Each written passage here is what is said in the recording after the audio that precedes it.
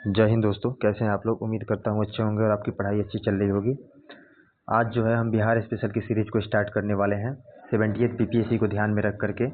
जैसा आप सभी को पता है कि आपका एग्ज़ाम जो है 40 से 45 दिन का समय और शेष रह गया है, और हमने आपसे प्रॉमिस किया था कि बिहार स्पेशल के सेशन को हम जल्द ही लाएंगे और इसको शुरू से लेकर अंत तक काफ़ी अच्छे से डिटेल में हम लोग देखने का प्रयास करेंगे। तो आज जो है हम लोग उसको स्टार्ट कर रहे हैं। पहला सेशन आज से है। इसको अच्छे से आप केवल वीडियो को शुरू से लेकर के अंत तक वीडियो को केवल ध्यान से आप देखेंगे तो आपका अधिकांश क्वेश्चन आपको क्लास में ही याद हो जाएगा। और चलिए फिर बिना टाइम को वेस्ट किए पहले बता दूं कि ये बुक जो है इम्तियाज़ अहमद की काफ़ी अच्छी किताब आती है। इम्तियाज़ सर की वस्तुनिष्ठ करके एक बुक आती है, उसको हम लोग कवर करेंगे इसमें। और पर डे हम लोग 100 क्वेश्चन को डिटेल में देखेंगे। तो चलिए बिना टाइम को वेस्ट किए जो है हम आज सेशन को स्टार्ट करते हैं। तो पहला देखते हैं कि हम पहला जो टॉपिक है हमारा, पहला टॉपिक है बिहार का इतिहास एवं संस्कृति। बिहार का इतिहास एवं संस्कृति, इसी को देखेंगे। सबसे पहले बिहार का इतिहास एवं संस्कृति को देखते हैं। ये पहला टॉपिक है हमारा, प्राचीन बिहार के इतिहास के स्रोत क्या क्या हैं। तो आप सभी को पता होगा कि प्राचीन बिहार के इतिहास के स्रोत जो हैं कई प्रकार के हो सकते हैं। वो चाहे आपके पुरातात्विक अभिलेख हो, पुरातात्विक स्रोत हो, साहित्यिक स्रोत हो, विदेशी यात्रियों का विवरण हो, या कोई भी लौकिक साहित्य हो। तो विभिन्न प्रकार के स्रोतों से हमें जो है जानकारी मिलती है इतिहास के बारे में। तो प्राचीन बिहार के बारे में जो है स्पेसिफिक बिहार का हम पढ़ रहे हैं, तो देखेंगे बिहार के इतिहास के स्रोत क्या क्या है। तो चलिए टाइम बिना वेस्ट किए हुए क्वेश्चन से ही स्टार्ट करते हैं। पहला क्वेश्चन कह रहा है, प्राचीन बिहार के इतिहास के जो है अध्ययन के स्रोत के संबंधित कौन सा कथन सत्य कथन की पहचान कीजिए। प्राचीन बिहार के अध्ययन स्रोत से संबंधित सत्य कथन की पहचान कीजिए। पहला कह रहा है, आज़ादी पूर्व बुकानन और हैमिल्टन ने राजगीर में किलेबंदी के लिए विशाल दीवार, बोधि वृक्ष और बराबर गुफाओं के महत्व के बारे में बताया। तो ये जो है आपका स्टेटमेंट बिल्कुल सही है। दूसरा कह रहा है, पुरातत्विद होटगांव के केसरिया स्तूप, किला और अरेराज अशोक स्तंभ के बारे में बतलाया। ये भी सही है आपका। अगला स्टेटमेंट कह रहा है, स्टीफन भाखड़ा स्तंभ और बसाड़ के अवशेषों के बारे में बताया। ये भी सही है। जो कर्नल मैकेंजी ने 1814 में केसरिया स्तूप का प्रारंभिक या कुछ उत्खनन करवाया। ये चारों के चारों स्टेटमेंट जो है आपके बिल्कुल सही हैं। क्लियर। इसका राइट आंसर हो जाएगा आपका ऑप्शन नंबर सी, 1, 2, 3 और 4। क्लियर। क्वेश्चन नंबर 2 देखते हैं हम। नेक्स्ट क्वेश्चन पर बढ़ते हैं। कनिंघम से संबंधित कौन सा कथन गलत है। यहाँ पे ध्यान देंगे कि कई बार एग्जाम में कई सारे क्वेश्चन जो है आप केवल क्वेश्चंस को ध्यान से ना पढ़ने की वजह से गलत कर देते हैं। तो कनिंघम से संबंधित यहाँ पे पूछ रहा है कौन सा कथन गलत है, यानी असत्य कथन इसमें चूज करना है आपको। तो इसमें से कौन सा कथन असत्य है। तो पहला कह रहा है कि कनिंघम ने गरियक पहाड़ी में उत्खनन कर इंद्रशिला गुफा का पता लगाया, जिसका वर्णन जो है फाहियान और होत्संग ने किया। ये आपका स्टेटमेंट सही है। 1861 में कनिंघम के साथ प्राचीन स्थलों को सुव्यवस्थित संप्रेषण और उत्खनन शुरू हुआ। ये भी सही है। कनिंघम ने बिहार शरीफ में खोसरावा गांव की पहचान उस नगर के रूप में की जिसकी स्थापना कन्नौज के राजा जो है यशोवर्मन ने किया था। ये भी सही है। नेक्स्ट कह रहा है कि 1863 में कनिंघम ने सबसे पहले मद्रास के समीप पाषाणकालीन उपकरण का पता किया था। ये कथन आपका गलत है। डी नंबर जो दिया आपका गलत है। नेक्स्ट देखते हैं कि बोध गया में कनिंघम ने बोध गया मंदिर के खोज के साथ साथ पवित्र प्रस्तर और ग्रेनाइट प्रस्तरों से निर्मित रेलिंग का भी पता लगाया था। ये भी आपका सही है। तो इसमें से राइट आंसर आपका क्या हो जाएगा, डी। पूछा था आपसे कौन सा कथन जो है गलत है कनिंघम के बारे में, तो राइट आंसर डी हो जाएगा। क्लियर। एक यहाँ पे एक्सप्लेनेशन करके दिया है, एनालाइज करके दिया है, थोड़ा सा इसको भी देख लेंगे कि 1863 में जो आर ब्रूसफुट ने सबसे पहले मद्रास के निकट जो है पूर्व पाषाणकालीन जो औजार है उसके बारे में पता लगाया था। कौन, आर ब्रूसफुट। क्लियर। 1863 में इन्होंने जो है मद्रास के निकट पूर्व पाषाणकालीन उपकरण का पता लगाया था। नेक्स्ट कह रहा है कि आज़ादी के बाद बिहार में पुरातात्विक गतिविधियों से संबंधित सही तथ्य चुनिए। पहला कह रहा है कि 1949 में पटना विश्वविद्यालय में प्राचीन भारत और पुरातत्व विभाग खोला गया। तो ये कथन आपका जो है वो सही है। नेक्स्ट कह रहा है कि डॉक्टर एस अल्तेकर ने 1950 में वैशाली और 1951 में कुम्हार का उत्खनन किया। ये भी सही है। नेक्स्ट कह रहा है कि 1962 में राज्य में पुरातत्व निदेशालय की स्थापना की गई। अगला कह रहा है कि 1970 में जो है 1970 पटना विश्वविद्यालय ने प्रसिद्ध बौद्ध नगर चंपा भागलपुर का उत्खनन किया। यहाँ 5000 ईसा पूर्व गजदंत निर्मित एक नारी मूर्ति मिली है। गजदंत निर्मित मतलब जो है हाथी दांत से निर्मित एक नर्तकी की मूर्ति मिली है। ये भी सही है आपका स्टेटमेंट। अगला कह रहा है कि बोध गया में निरंजना नदी के पार जापानी दल ने उत्खनन किया और 3री सदी ईसा पूर्व के बकरौर गांव में स्थित बौद्ध मठ का पता लगाया। पालकालीन अभिलेख सुजाता गृह का भी पता लगाया। तो ये पांचों के पांचों स्टेटमेंट जो है आपको बिल्कुल करेक्ट है, सही है। तो इसका right answer option number A 1, 2, 3, 4 और 5 पांचों के पांचों जो है सही है। क्वेश्चन नंबर 4 देखते हैं। बिहार में मुद्रा अध्ययन स्रोत से संबंधित कौन सा कथन गलत है? बिहार में मुद्रा अध्ययन स्रोत से संबंधित कौन सा कथन जो है गलत है? तो बिहार में जो है मिलने वाला सर्वाधिक प्राचीन सिक्के आहत सिक्के हैं, ये बिल्कुल सही है। शशांक ने स्वर्ण सिक्के नालंदा और गया से मिले हैं, ये भी सही है आपका स्टेटमेंट। नेक्स्ट कह रहा है कि राजगीर में विसंतिका सिक्के के नमूने मिले हैं जो लखनऊ संग्रहालय में सुरक्षित हैं, ये भी आपका राइट करेक्ट है आपका ऑप्शन। नालंदा में प्रतिहार राजा भोज के सिक्के मिले हैं, ये भी सही है, नालंदा में ही मिले हैं। बिहार में 98 यानी 98 रति के सिक्के मिले हैं, ये गलत है आपका। ये जो ऑप्शन दिया है आपका वो गलत दिया है। यहाँ पे बिहार में जो मिले थे सिक्के मिले हैं वो 98 रति के नहीं बल्कि 58 रति के हैं। यहाँ पे देख सकते हैं 58 रति के आपको सिक्के मिले हैं, ना कि 98। क्लियर। अगला देखते हैं कि महादेवी प्रभुदाया के 2 अभिलेख कहाँ से प्राप्त हुए हैं? जो महादेवी प्रभुदाया थी इनके 2 अभिलेख कहाँ से प्राप्त हुए हैं? तो ये 2 अभिलेख जो मिले हैं इनके बासाड़ वैशाली से मिले हैं। कहाँ से? बासाड़ वैशाली से मिले हैं। मोहर के अनुसार प्रभुदाया शासक सरदार जो महाक्षत्रप रुद्र सिंह की पुत्री थी। प्रभुदाया जो थी वो किसकी पुत्री थी? महाक्षत्रप रुद्र सिंह की पुत्री थी। अगला कह रहा है कि केशव नाम का एक व्यक्ति ने बोध गया में एक शिव मंदिर का निर्माण करवाया, इसकी जानकारी कहाँ से मिलती है? इसकी जानकारी आपको मिलती है धर्मपाल के बोध गया प्रस्तर अभिलेख से। धर्मपाल के बोध गया प्रस्तर अभिलेख से जो है केशव नाम के एक व्यक्ति ने जो है बोध गया में एक शिव मंदिर का निर्माण कराया था, इसकी जानकारी मिलती है धर्मपाल के बोध गया प्रस्तर अभिलेख में। अगला कह रहा है क्वेश्चन नंबर 7, श्रीलंका में भिक्षुओं का वर्णन जो है भिक्षुओं का वर्णन जो है किस अभिलेख में मिलता है? तो श्रीलंका में जो भिक्षुओं का वर्णन है वो किस अभिलेख में इसकी जानकारी मिलती है? इसका राइट आंसर आपका क्या हो जाएगा? ये बोध गया से प्राप्त अभिलेख में मिलती है जानकारी।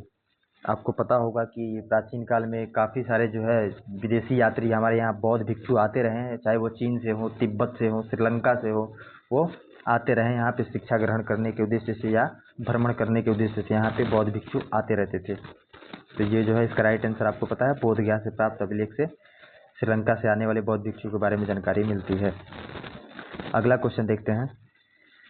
राजनीति जो रत्नाकर पुस्तक के लेखक कौन है? क्वेश्चन नंबर 8 कह रहा है कि राजनीति रत्नाकर पुस्तक के लेखक कौन है? तो ये कौन है? चंदेश्वर है।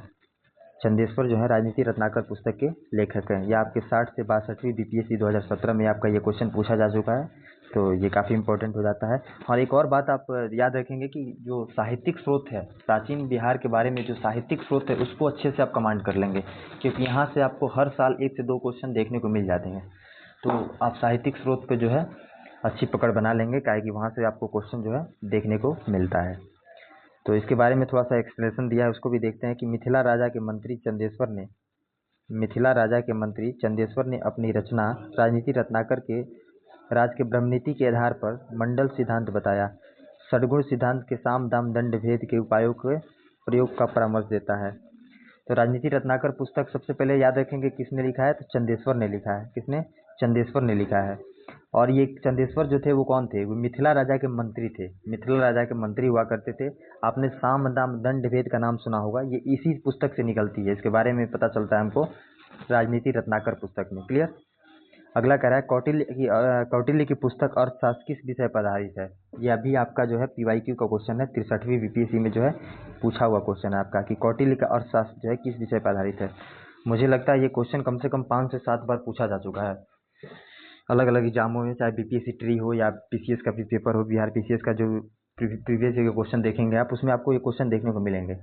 तो कौटिल्य का जो पुस्तक था वो अर्थशास्त्र किस विषय पर आधारित था? उसका सब्जेक्ट क्या था? तो ये था शासन कला के सिद्धांत और अभ्यास। शासन कला के सिद्धांत और अभ्यास पर आधारित था। शासन कला के सिद्धांत और अभ्यास पर ये आधारित था। क्लियर। तो अगला क्वेश्चन बात करते हैं उद्वंत प्रकाश जो है, उद्वंत प्रकाश के जो है लेखक कौन है? उद्वंत प्रकाश के लेखक कौन है? तो ये कौन है? मौलिक कवि। उद्वंत प्रकाश के लेखक जो है मौलिक कवि हैं। क्लियर।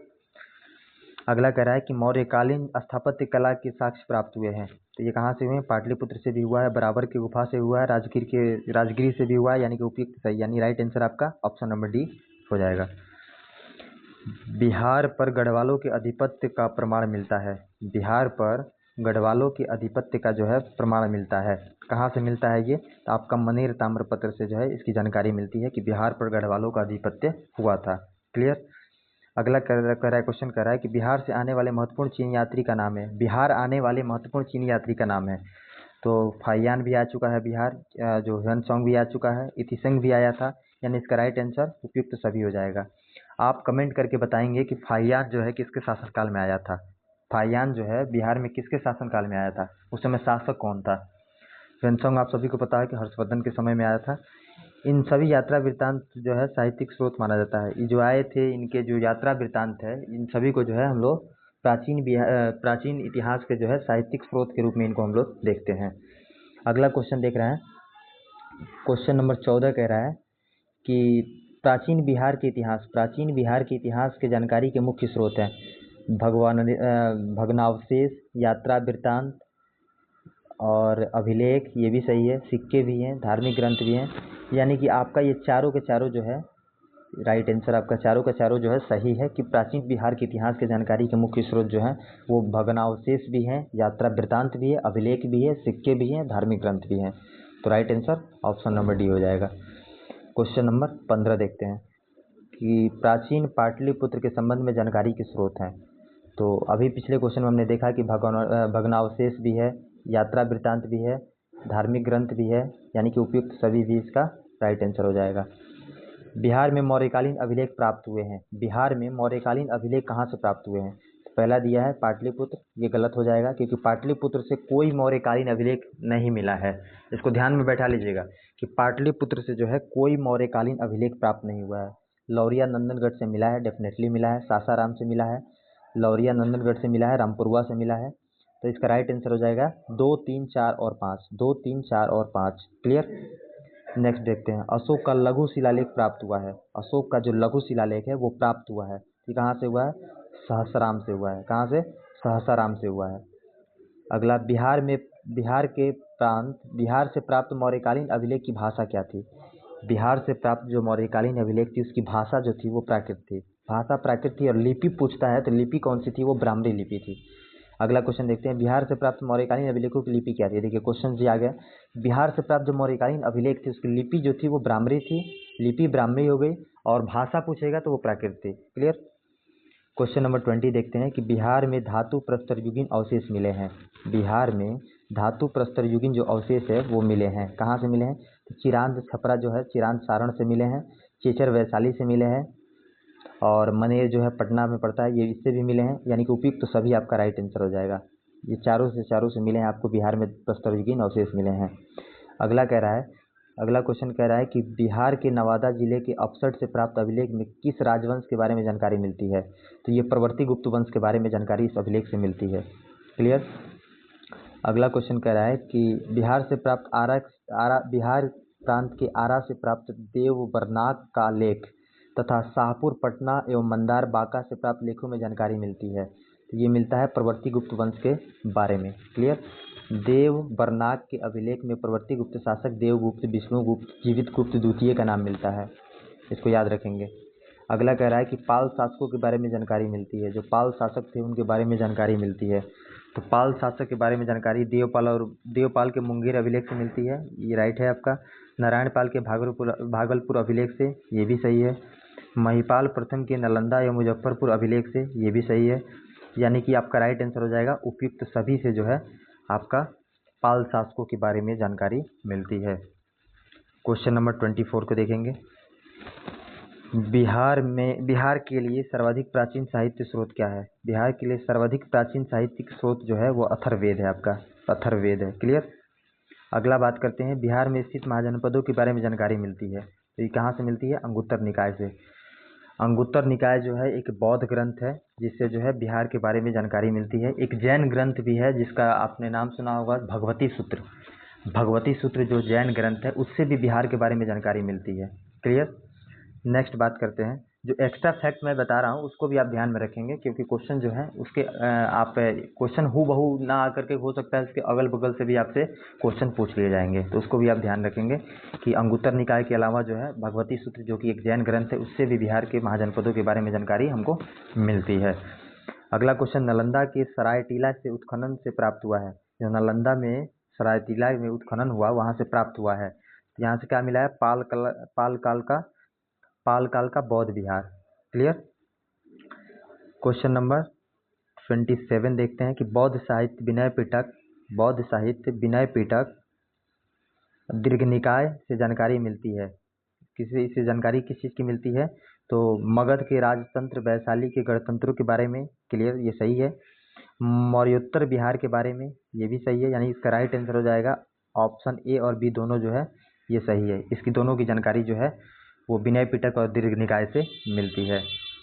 अगला क्वेश्चन कह रहा है कि बिहार जो था, बिहार में बड़े पैमाने पर उत्खनन कार्य करने वाला तथा कई प्राचीन स्थलों के अवशेषों को खोज करने वाला पुरातत्ववेत्ता थे। कौन थे ये थे आपका कनिंघम, अलेक्जेंडर कनिंघम इनका पूरा नाम था, अलेक्जेंडर कनिंघम। तो बिहार में ये जो है सबसे बड़े पैमाने पर उत्खनन करने वाले थे और ये जो है बहुत सारे प्राचीन स्थलों की खोज किए थे, अलेक्जेंडर कनिंघम। ठीक है। क्वेश्चन नंबर 29 कह रहा है कि नालंदा में स्थित बड़गांव, इसको बड़ा गांव भी लिखा रहता है, कि नालंदा में स्थित बड़ा गांव का पता किसने जो है लगाया। यानी कि नालंदा में स्थित जो बड़ा गांव, नालंदा महाविहार का पता किसने लगाया था, तो ये लगाए थे अलेक्जेंडर कनिंघम। कौन लगाया था, कनिंघम लगाए थे। क्लियर। इसके बारे में थोड़ा सी जानकारी ले लेते हैं कि वहाँ से दो अभिलेख मिले हैं जिन पर नालंदा का नाम उत्कीर्ण है। बिहार शरीफ में कुमार गुप्त प्रथम, स्कंदगुप्त प्रथम भी प्राप्त हुआ, इनका भी प्रसिद्ध स्तंभ जो है प्राप्त हुआ है। कनिंघम ने बोध गया मंदिर को भी खोजा है। जो बोध गया मंदिर जो आज देखते हैं हम, उसको भी ये कनिंघम द्वारा ही खोजा गया था। क्लियर। उम्मीद करता हूँ आपको ये क्लास अच्छी लग रही होगी और आपको समझ में काफ़ी अच्छे से आ रही होगी। अगर आप इसमें कुछ सुधार की आवश्यकता है तो आप उसको हमको बताएंगे, कमेंट करेंगे, तो ताकि हम अगली क्लास में उसको हम जो है उसको सुधार करके सकें, रिफॉर्म करके हम अगली क्लास को ला सकें। और अच्छा लगे तो आप इसको लाइक करें, शेयर करें और अपने दोस्तों के पास शेयर भी करें। तो चलिए बात करते हैं अगला क्वेश्चन 30 नंबर। पुरातत्ववेत्ता कनिंघम ने बिहार की खोज की। जो पुरातत्ववेत्ता कनिंघम ने बिहार में किस चीज़ की खोज की थी, किसकी खोज की थी, ये केसरिया स्तूप चंपारण में जो है ये इसकी खोज किया था। और यह जो लौरिया अरेराज जो है उसका अशोक स्तंभ वहाँ का, उसका भी खोज किया था। बसाड़ के अवशेषों के आधार पर वैशाली के प्राचीन स्थल, यानी उपयुक्त सभी का खोज किया था इन्होंने, कनिंघम ने। क्लियर। अगला क्वेश्चन 31 कह रहा है कि विदेह के राजा जनक ने निष्क या सुवर्ण सतनाम उपहार में दिए, कहाँ वर्णित है। विदेह के राजा जनक ने निष्क या सुवर्ण या सतनाम बिहार में दिए, ये कहाँ वर्णित है, तो ये आपका मिलता है, इसके बारे में चर्चा मिलती है बृहदारण्यक उपनिषद में इसके बारे में जानकारी मिलती है। तो अगला क्वेश्चन बात करते हैं 32 को नंबर क्वेश्चन कह रहा है कि बिहार से प्राप्त मौर्य अभिलेखों की लिपि क्या थी। तो अभी मैंने बात किया था, इसकी लिपि जो थी वो ब्राह्मणी लिपि थी। इसमें दिया कहीं नहीं है, आप देख सकते हैं ब्राह्मणी लिपि कहीं पे नहीं दिया है, तो यानी इसका राइट आंसर हो जाएगा उपयुक्त में से कोई नहीं। लिपि जो थी वो आपका ब्राह्मणी थी और भाषा जो थी वो प्राकृत थी। क्लियर। नेक्स्ट कह रहा है किसके अनुसार प्राचीन बिहार में तपस्वी के रूप में भटकने वाले वत्यर्स कहा जाता था। किसके अनुसार प्राचीन बिहार में तपस्वी के रूप में भटकने वाले को जो है वत्यर्स कहा जाता था। वत्यर्स किसको कहा जाता था, किसके अनुसार ये पता चलता है, अथर्ववेद एवं पंचविंश के अनुसार बिहार में जो है तपस्वी के रूप में भटकने वाले को वत्यर्स कहा जाता था। क्लियर। अगला कह रहा है कि किसके अनुसार आर्य सभ्यता गंगा के दोनों ओर फैला हुआ था। किसके अनुसार आर्य सभ्यता गंगा के दोनों ओर फैला था, तो ये शतपथ ब्राह्मण के अनुसार जो है आर्य सभ्यता गंगा के दोनों ओर फैला था। इसकी जानकारी हमको शतपथ ब्राह्मण से मिलती है। क्लियर। 35 नंबर क्वेश्चन कह रहा है कि बौद्ध धार्मिक साहित्य में कौन सा ग्रंथ प्राचीन बिहार के इतिहास के संबंध में जानकारी के स्रोत है। बौद्ध धार्मिक साहित्य के में कौन सा ग्रंथ प्राचीन बिहार के इतिहास के संबंध में जानकारी के स्रोत है।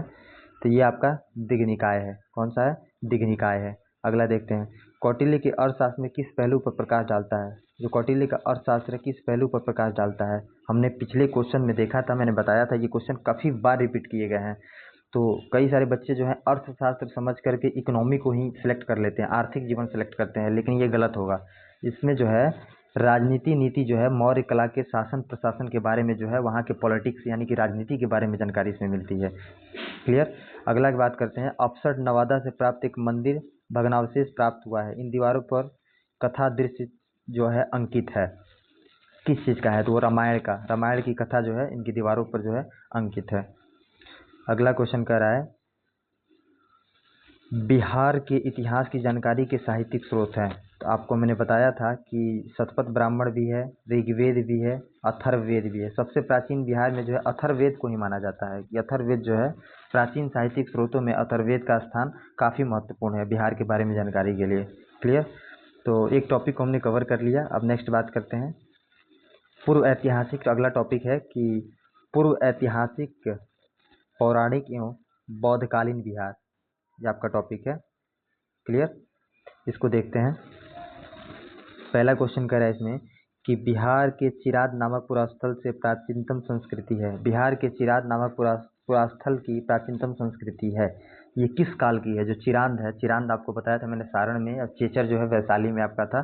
तो ये किस काल की है। तो ये जो है आपका नवपाषाणकालीन संस्कृति का जो साइट है, यानी कि नियोलिथिक एज, यानी कि नवपाषाण काल का ये दोनों के दोनों स्थल किस टाइम का है आपका, नवपाषाणकालीन स्थल है। क्लियर। चिरांद जो उत्खनन 1962 में हुआ, यहाँ से खुदाई जो हुआ था, से ज्ञात हुआ कि यह नवपाषाणकालीन ताम्रयुग के में आबाद हुआ।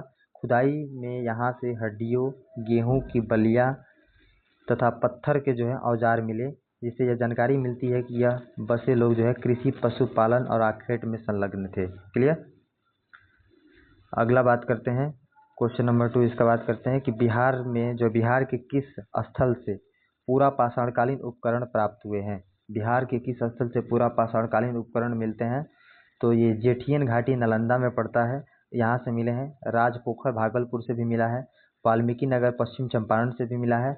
यानी कि इसका राइट आंसर उपयुक्त सभी हो जाएगा। उपयुक्त सभी आपका इसका राइट आंसर हो जाएगा। पूरा पाषाणकालीन उपकरण जो है ये तीनों जगह से आपको देखने को मिलते हैं। अगला क्वेश्चन कह रहा है कि बिहार में ताम्रपाषाणकालीन संस्कृति के प्रमाण प्राप्त हुए हैं। बिहार में ताम्रपाषाणकालीन जो संस्कृति है उसके प्रमाण मिले हैं, कहाँ से मिले हैं। तो ये मिला है मनेर से भी मिला है, मनेर जो पटना में पड़ता है। सिनवार से भी मिला है। ताराडीह जो है अभी झारखंड का पार्ट है, वहाँ से भी मिला है। उस समय तो बिहार का ही पार्ट था। कमेंट करके आप बताएंगे कि झारखंड जो था बिहार से किस तिथि को भी बताएंगे और किस सन में जो है अलग हुआ था। और यहाँ पे जो है बिहार जब अलग नहीं हुआ था, संयुक्त रूप से बिहार झारखंड एक था, तो कितने डिस्ट्रिक्ट थे टोटल, इसको आप कमेंट में बताएंगे। तो याद रखेंगे कि ताम्रपाषाणकालीन संस्कृति के प्रमाण बिहार से प्राप्त हुए हैं। ये तीनों के तीनों सही, यानी उपयुक्त सभी से जो है आपका ताम्रपाषाणकालीन संस्कृति के बारे में प्रमाण मिलता है। क्लियर। क्वेश्चन नंबर 4 देखते हैं।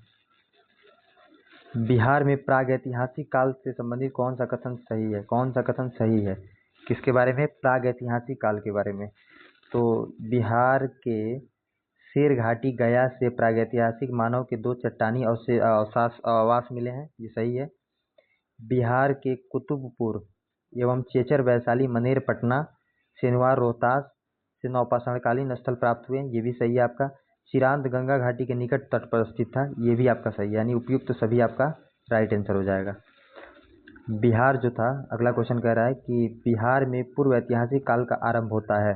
बिहार में पूर्व ऐतिहासिक काल का आरंभ होता है, तो इसका आंसर हो जाएगा आपका 4000 ईसा पूर्व, 4000 BC, यानी 4000 ईसा पूर्व में जो है पूर्व ऐतिहासिक काल आरंभ होता है। अगला क्वेश्चन कह रहा है कि बिहार में पूर्व ऐतिहासिक काल के अवशेषों से प्राप्त हुए, कह रहा है बिहार में पूर्व ऐतिहासिक काल के अवशेषों में प्राप्त हुए हैं। तो क्या क्या इसमें मिला है, बिहार में पूर्व ऐतिहासिक काल के अवशेषों में क्या क्या मिला है। तो ये मिला है आपका कुल्हाड़ी एवं फलक मिले हैं। फलक जो है पत्थर का एक औजार हुआ करता था, जिसको चपटा करके बनाया जाता था। चाकू और खुरपी ये भी मिला है, मृदभांड भी मिला है। खुरपी आप सभी को पता होगा कि आजकल अभी भी इसको लोग यूज करते हैं खुरपी। अगर आप गांव से ग्रामीण गांव समाज से बिलोंग करते होंगे, किसी ग्रामीण क्षेत्र से बिलोंग करते होंगे, तो आपको खुरपी के बारे में पता होगा आज भी। तो इसका राइट आंसर हो जाएगा ऑप्शन नंबर डी, 1, 2 और 3, तीनों के तीनों जो है अवशेष मिले हैं पूर्व ऐतिहासिक काल के बिहार से। अगला क्वेश्चन कह रहा है, बिहार में आदि मानव के निवास के आरंभिक साक्ष्य कहाँ से प्राप्त हुए हैं? बिहार में आदि मानव के निवास के आरंभिक साक्ष्य कहाँ से प्राप्त हुए हैं? ये आपका मुंगेर और नालंदा से। कहाँ से? मुंगेर और नालंदा से मिले हैं। बिहार में आदि मानव की उपस्थिति के आरंभिक साक्ष्य किस युग के हैं? कौन से युग के हैं? तो वो पूर्व प्रस्तर युग के हैं। पूर्व प्रस्तर युग के हैं। क्लियर। अगला क्वेश्चन कह रहा है कि बिहार में मध्यवर्ती प्रस्तर युग के साक्ष्य मिले हैं। मध्यवर्ती जो प्रस्तर युग है उसके साक्ष्य कहाँ से मिले हैं? मुंगेर से मिले हैं। मुंगेर से जो है मध्यवर्ती जो है वो प्रस्तर युग के साक्ष्य मिले हैं। और हमें अभी पिछले क्वेश्चन में बताया था आपको, बिहार से जो है नौ पाषाणकालीन स्थल जो थे उसके साक्ष्य मिले हैं चिरांद और चेचर से। चिरांद और चेचर से। अगला देखते हैं क्वेश्चन, बिहार में चिरांद और चेचर वैशाली किस युग के अवशेष प्राप्त हुए हैं? देखिए क्वेश्चन फिर से पूछ दिया गया, नौ प्रस्तर युग बताया था मैंने, नौ पाषाणकालीन स्थल से संबंधित है चिरांद और चेचर। ये काफी महत्वपूर्ण साइट है, इसको आप कम से कम ध्यान रखेंगे। यहाँ पे स्टार लगा लीजिए, काफी महत्वपूर्ण क्वेश्चन है ये। अगला बात करते हैं, बिहार में ताम्र प्रस्तर युग के परवर्ती चरण के अवशेष कहाँ से प्राप्त हुए हैं? तो ये आपके जो है चिरांद, चेचर और सोनपुर एवं मनेर, ये उपयुक्त सभी आपका हो जाएगा। चारों जगह से जो है प्रवर्ती चरण के जो है प्रस्तर युग के जो प्रवर्ती चरण मतलब उसके आने वाले अगले चरण के बारे में जानकारी यहाँ से मिली है। अगला बात करते हैं, बिहार सहित पूर्वी भारत में आर्यों का आगमन हुआ, यह अनुमानतः कब हुआ था? लगभग 800 ईसा पूर्व में हुआ था। यहाँ पे देख सकते हैं लगभग 800 ईसा पूर्व में माना जाता है कि बिहार सहित पूर्वी भारत में जो है आर्यों का आगमन हुआ था। उसका टाइम पीरियड ये बता रहा है 800 ईस्वी में। इसका राइट आंसर उत्तर वैदिक काल में जो है माना जाता है कि बिहार में जो है आर्यों का आगमन हो गया था। क्लियर। यहाँ पे ईसा पूर्व है, 800 जो है ईसा पूर्व है, 800 BC, before Christ. Clear. Question number 13 देखते हैं कि बिहार सहित पूर्वी भारत में आर्यों के विस्तार में सहायक था। बिहार सहित पूर्वी भारत में आर्यों के विस्तार में सहायक था, तो ये क्या था? लोहे का उपयोग। लोहे का उपयोग जो था काफ़ी ज़्यादा, जैसे कि कोई भी साम्राज्य बनता है, जैसे मगध साम्राज्य के बारे में कहते हैं, आपको मेंस आंसर राइटिंग लिखने के लिए आता है, आंसर राइटिंग करने के लिए, तो वहाँ पे आपसे पूछा जाता है कि विभिन्न 16 महाजनपदों में से मगध ही ऐसा महाजनपद था जो कि आगे चलकर सबसे शक्तिशाली महाजनपद के रूप में अपने आप को स्थापित करता है। इसका क्या मुख्य कारण रहा था? तो उसमें आप दिखाएंगे, ज्योग्राफिकल कंडीशन भी दिखाएंगे कि वहाँ पे जंगलों का होना, जंगलों से हाथी की उपलब्धता आसानी से हो गई, जिसके बाद वहाँ से लोहे भी मिल गए आपको। झारखंड का क्षेत्र बिहार में ही था, तो लोहे के भी मिल गए, वहाँ पे आपको लोहे मिल गए, जिससे आप आधुनिक हथियार, रथ बनाना, जो कृषि जो है गंगा का मैदान, कृषि अच्छी खासी होने लगी, जिससे फसल का उत्पादन जो है बढ़ गया। तो इन सब बारे में हम मेंस में काफ़ी अच्छे से डिटेल में चर्चा करेंगे इसके बारे में कि क्या रीज़न रहा मगध की इतने शक्तिशाली होने का। क्वेश्चन कह रहा है कि बिहार सहित पूर्वी भारत में आर्यों के विस्तार में सहायक क्या था? तो आर्यों का विस्तार में सहायक था लोहे का उपयोग। क्लियर। अगला क्वेश्चन बात करते हैं श्रुति एवं किंवदंती। किंवदंती जो होता है ये कही सुनी कहानियाँ होती हैं, जैसे आप अपने नाना से कहानी सुनते हैं, नानी से कहानियाँ सुनते हैं लोग, तो वो सब किंवदंतियाँ होती हैं, मतलब कही कहाई बातें हुई जो होती है सुन के जो आप लोग कहते हैं, वो सब किंवदंतियाँ होती हैं एक तरह की। तो श्रुति तथा किंवदंती के अनुसार महाभारत युद्ध के समय बिहार में मुख्य राज्य कौन कौन थे?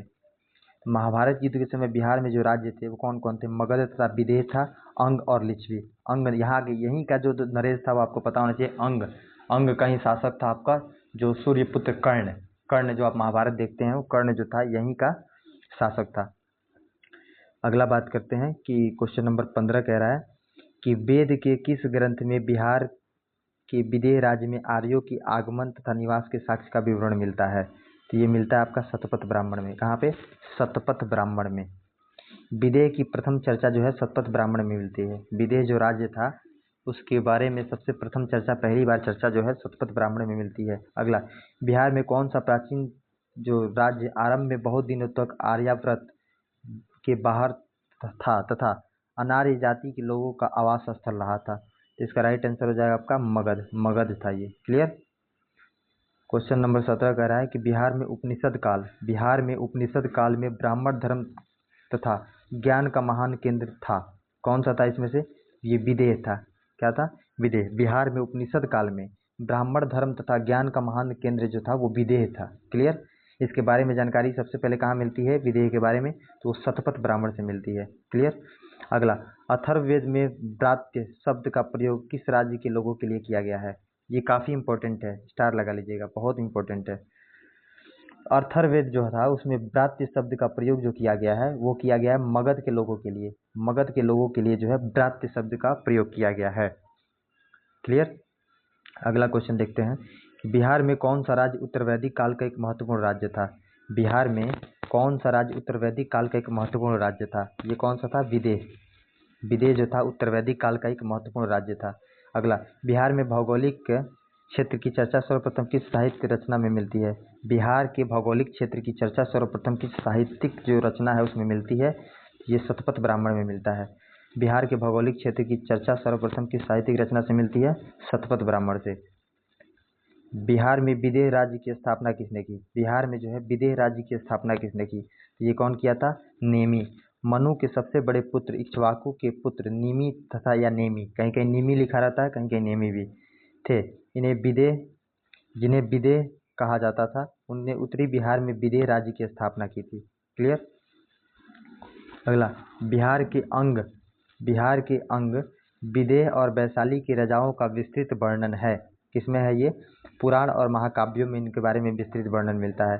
कीकट जो है किसे राज्य को कहा गया है? कीकट किस राज्य को कहा गया? स्टार लगाइए, काफी इंपॉर्टेंट क्वेश्चन है। कीकट जो था ये मगध को कहा गया। कीकट प्रदेश के नाम से भी मगध को जाना जाता था। क्लियर? अगला कह रहा है किस ग्रंथ के सूक्त में पहली बार मगध का जो है वर्णन आता है? तो मगध का वर्णन सबसे पहले अथर्ववेद में, आपको मैंने बताया था कि किस ग्रंथ के सूक्त में पहली बार मगध का वर्णन मिलता है, तो अथर्ववेद में मिलता है। किस वेद में मगध के लोगों को पुरुष मेघ यज्ञ का शिकार बताया गया है? काफ़ी इंपॉर्टेंट क्वेश्चन है, ये भी यहाँ पे स्टार लगा लीजिएगा, ये भी इंपॉर्टेंट क्वेश्चन है, काफ़ी इंपॉर्टेंट क्वेश्चन ये भी है। कह रहा है कि किस वेद में मगध के लोगों को पुरुष मेघ यज्ञ का शिकार बताया गया है? तो ये किसमें? यजुर्वेद में। किसमें? यजुर्वेद में। क्लियर? वैशाली के संस्थापक राजा थे। अगला क्वेश्चन कह रहा है, क्वेश्चन नंबर 26 कह रहा है वैशाली के जो संस्थापक राजा कौन थे? ये कौन से? विशाल। इन्हीं के नाम पर वैशाली पड़ा था, इसका नाम विशाल थे, इसके संस्थापक राजा। अगला कह रहा है किसके अनुसार माधव विदेह ने आर्य संस्कृति का विस्तार उत्तर बिहार में किया था? तो ये जो है शतपथ ब्राह्मण के अनुसार इसके बारे में पता चलता है। शतपथ ब्राह्मण में माधव विदेह की कहानी है। मिथिला विदेह क्षेत्र विस्तार में बसने के प्रमाण शतपथ ब्राह्मण से मिलता है। इसका नामकरण राजा विदेह थे उनके नाम पर किया गया। नेक्स्ट क्वेश्चन देखते हैं। हमने कौन सा क्वेश्चन देखा था अभी? क्वेश्चन नंबर 27 देख लिया था हम, 27 देख लिया था। नेक्स्ट बात करते हैं, अब महाजनपद के बारे में बात करते हैं। ये भी टॉपिक आपका कवर हो गया। अब ये महाजनपद को एक क्लियर कर लेते हैं इस टॉपिक में, उसके बाद नेक्स्ट क्लास में हम लोग देखेंगे। फिलहाल ये महाजनपद को हम लोग अच्छे से कर लेते हैं कि अंग महाजनपद से संबंधित गलत कथन की पहचान कीजिए। अंग जो महाजनपद था, जहाँ बताया मैंने कि वहाँ का शासक जो था वो अंगराज कर्ण, आपने सुना होगा। तो अंग महाजनपद से संबंधित गलत कथन की पहचान करना है। तो इसमें पहला कह रहा है स्टेटमेंट कि प्राचीन अंग मगध के पूर्व राजमहल के पहाड़ियों के बीच स्थित था। ये राजमहल की पहाड़ियों के बीच स्थित था, सही है ये कथन आपका। अंग का सर्वप्रथम उल्लेख ऋग्वेद में, अथर्ववेद में हुआ है। अंग जो है उसका सर्वप्रथम उल्लेख जो है वो अथर्ववेद में हुआ है, ये भी आपका स्टेटमेंट जो है सही है। महाभारत मत्स्य पुराण के अनुसार अंग राज्य का संस्थापक अंग नामक राजकुमार था, ये भी आपका सही है। अगला कह रहा है कि मगध के शासक बृहद्रथ ने अंग को पूरी तरह मगध में मिला लिया, ये आपका स्टेटमेंट जो है बिल्कुल गलत है। ये स्टेटमेंट आपका ये अंग के बारे में सही नहीं है। मगध के राजा अजातशत्रु के समय जो अंग को पूरी तरह से मगध में मिलाया गया, ना कि बृहद्रथ। यहाँ पे बृहद्रथ दिया है वो गलत है, आपका अजातशत्रु के समय में जो है अंग को पूरी तरह से मगध के अंतर्गत मिला लिया गया था। नेक्स्ट कह रहा है, क्वेश्चन नंबर 2 कह रहा है कि बिहार में स्थित वज्जी महाजनपद से संबंधित कौन सा कथन सत्य है? सत्य कथन की पहचान करनी है। किसके बारे में? वज्जी महाजनपद के बारे में। जो वज्जी की राजधानी वैशाली 3 भागों में विभक्त थी। प्रथम भाग में सुवर्ण मंडित 7,000, दूसरे में 14,000 रजत मंडित तथा तीसरे में 21,000 ताम्र मंडित भवन थे। पहले भाग में जो है शासनाकुल के, दूसरे भाग में गृहस्थ, सेठ और तीसरे जो भाग थे उसमें दास वर्ग के लोग रहते थे। तो ये जो आपका स्टेटमेंट है ये जो है बिल्कुल आपका सही है। अगला स्टेटमेंट कह रहा है बौद्ध विद्वान बुद्धघोष ने उल्लेख किया है कि वज्जियों ने जो है शासन चलाने के लिए संविधान का निर्माण किया जिसके अंतर्गत राजा का चुनाव होता था। ये भी स्टेटमेंट सही है। वज्जी जो था, जो आप पढ़ते हैं कि वज्जी संघ जो था, लिच्छवी वज्जी संघ जो था आपका गणराज्य माना जाता है। वहाँ पे संविधान के अनुसार छोटा मोटा अपना संविधान बना के शासन करते थे।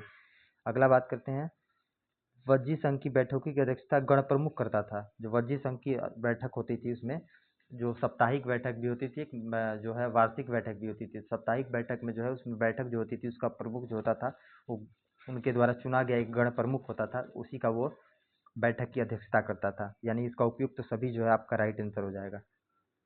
तीनों के तीनों स्टेटमेंट आपका सही है वज्जी महाजनपद के बारे में। अगला कह रहा है कि 6ठी शताब्दी ईसा पूर्व भारत में 16 महाजनपदों का उदय हुआ। इसमें से कितने महाजनपद वर्तमान बिहार क्षेत्र के अंतर्गत स्थित थे? 16 महाजनपद में से कितने ऐसे महाजनपद थे जो बिहार में थे? ये 3 ऐसे महाजनपद थे जो बिहार में स्थित थे। 3 महाजनपद जो थे वो बिहार में थे। क्लियर? कौन कौन से थे वो 3 महाजनपद? ये इसमें था आपका अंग था, मगध था और कौन सा था? अंग, मगध और वज्जी। ये 3 जो थे आपका मगध साम्राज्य के अंतर्गत जो है महाजनपद के अंतर्गत, माफ कीजिएगा, आपके बिहार में थे। क्लियर? ये हो गया। अगला क्वेश्चन देखते हैं, निम्न में से कौन सा महाजनपद वर्तमान बिहार के क्षेत्र में स्थित था? नहीं था, नहीं था पूछ रहा है। तो अंग तो था, आपको बता चुके हैं। वज्जी भी था, मगध भी था, लेकिन वत्स जो था ये नहीं था। वत्स जो था ये मगध के जो महाजनपद वर्तमान बिहार के क्षेत्र में वत्स नहीं था। क्लियर? बिहार में किन क्षेत्रों में अंग महाजनपद स्थित था? इसका स्पेसिफिक क्षेत्र आपसे पूछ रहा है कि जो अंग महाजनपद था उसका क्षेत्र क्या था। तो ये आज वर्तमान का जो भागलपुर मुंगेर देखते हैं आप, भागलपुर जो मुंगेर देखते हैं, यहीं का जो क्षेत्र था वो अंग महाजनपद यहीं पे स्थित था। क्लियर? अंग की राजधानी क्या थी? तो सबको पता होगा, अंग की राजधानी जो थी वो चंपा थी। अंग की राजधानी क्या थी? चंपा थी। आप कमेंट करके बताएंगे जो है कौशल, कौशल जो रहती किसकी राजधानी थी? कौशल की राजधानी की कौन सी थी? या आप एक और बताएंगे क्वेश्चन में कि जो मगध की सबसे प्राचीनतम राजधानी कौन सी थी? मगध महाजनपद की सबसे प्राचीनतम राजधानी कौन सी थी? कमेंट में बताएंगे। बुद्ध के समय तक चंपा की गणना भारत के 6 महानगरियों में की जाती थी। क्लियर? अगला क्वेश्चन देखते हैं कि बिहार के पटना तथा गया, बिहार के पटना तथा गया जिला किस महाजनपद में सम्मिलित था? बिहार में आज जो पटना देखते हैं आप और गया जो जिला देखते हैं वो किस महाजनपद में सम्मिलित था? तो ये मगध में सम्मिलित था। क्लियर? मगध साम्राज्य की राजधानी जो थी, मगध महाजनपद की राजधानी थी ये गिरिब्रिज या राजगीर थी। जो क्वेश्चन पूछा मैंने उसका आ गया, कोई बात नहीं, आप इसको याद रखेंगे कि मगध जो महाजनपद थी उसकी राजधानी जो थी वो गिरिब्रज या राजगीर थी। क्लियर? अगला, मगध तथा अंग महाजनपद में कौन सी नदी पृथक करती है? मगध और अंग महाजनपद को कौन सी नदी जो है उसको पृथक करती है, यानी अलग अलग करती है, उसके बीच में पड़ती है? कौन सी नदी है वो चंपा नदी है। चंपा नदी मगध तथा अंग महाजनपद को पृथक करती है। क्लियर? अगला कह रहा है बिहार में स्थित कौन सा महाजनपद 8 राज्यों का एक संघ था?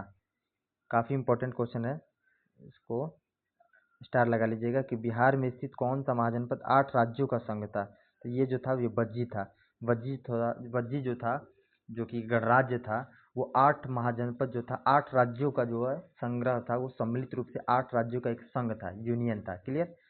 वज्जी संघ में कौन सा राज्य सम्मिलित नहीं था? जो वज्जी था उसमें कौन सा राज्य जो है वो सम्मिलित नहीं था? तो लिच्छवी था, ज्ञात्रिक था, विदेह था, लेकिन चेदी नहीं था। ये चेदी जो था इसमें सम्मिलित नहीं था। क्लियर?